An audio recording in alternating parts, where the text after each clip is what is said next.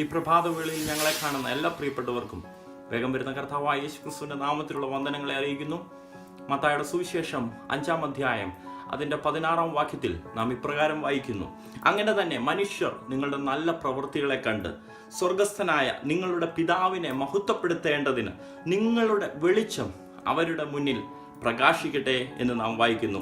മനുഷ്യർ നിങ്ങളുടെ നല്ല പ്രവൃത്തികളെ കണ്ട്, ഈ ഭൂമിയിലായിരിക്കുന്ന നമുക്ക് 2 ഓപ്ഷൻ ഉണ്ട്: ജഡത്തിൻ്റെ പ്രവൃത്തിയും ആത്മാവിൻ്റെ പ്രവൃത്തിയും. പലപ്പോഴും ജഡത്തിൻ്റെ പ്രവൃത്തിയിൽ അല്ലെങ്കിൽ ജഡത്തിൻ്റെ ഫലങ്ങൾ നമ്മളിൽ കൂടെ പുറപ്പെടുന്നത് കാരണം നമ്മളിലുള്ള പ്രകാശം മറ്റുള്ള മനുഷ്യരിലേക്ക് എത്തുവാൻ കഴിയാതെ, അല്ലെങ്കിൽ പരിശുദ്ധാത്മാവാകുന്ന വെളിച്ചം, നമ്മളിൽ ഇരിക്കുന്ന വെളിച്ചം മറ്റുള്ള മനുഷ്യരിലേക്ക് എത്തിക്കുവാൻ കഴിയാതെ നാം ഇരുട്ടിൽ സഞ്ചരിക്കുന്ന വ്യക്തികളായി തീർന്നിട്ടുണ്ട്. എന്നാൽ ഇന്ന് പോൽക്കാലം പരിശുദ്ധാത്മാവ് നമ്മളെ ഓർമ്മിപ്പിക്കുന്നത്, നമ്മളുടെ പ്രവൃത്തി ആത്മാവിൻ്റെ പ്രവൃത്തിയാണെങ്കിൽ ഈ ദിവസം നാം ആയിരിക്കുന്ന സാഹചര്യങ്ങളിൽ അത് പ്രകാശം പരത്തുവാനായിട്ടിടയായി തീരും.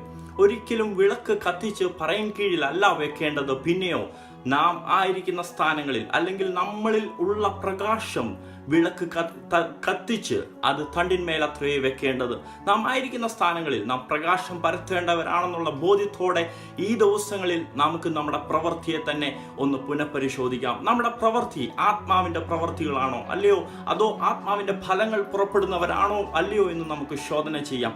ഇന്ന് പകൽക്കാലം അതേ ആത്മാവിൻ്റെ പ്രവൃത്തിയിൽ നിൽക്കുവാൻ, മറ്റുള്ളവർക്ക് പ്രകാശം പരത്തുവാൻ ദൈവം നമ്മളെ എല്ലാവരെയും സഹായിക്കട്ടെ. ഒരിക്കലും നാം ഇരുട്ടിൽ സഞ്ചരിക്കുവാനല്ല പരിശുദ്ധാത്മാവ് ആഗ്രഹിക്കുന്നത്, പിന്നെയോ നമ്മുടെ സമൂഹത്തിന് നാം പ്രകാശം പരത്തുവാൻ, അതെ അനുഗ്രഹിക്കപ്പെട്ട ഒരു പ്രേരണയായി തീരുവാൻ, അല്ലെങ്കിൽ അവർക്ക് അനുഗ്രഹമായി തീരുവാൻ ഈ ദിവസങ്ങളിൽ കർത്താവ് നമ്മളെ സഹായിക്കട്ടെ. നമ്മുടെ പ്രവൃത്തികളും അതിന് കാരണമായി തീരട്ടെ.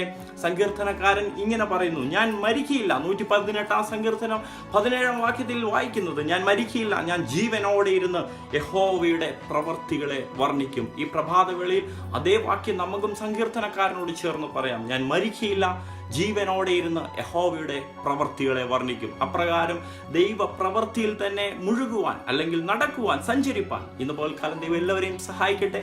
May God bless you all.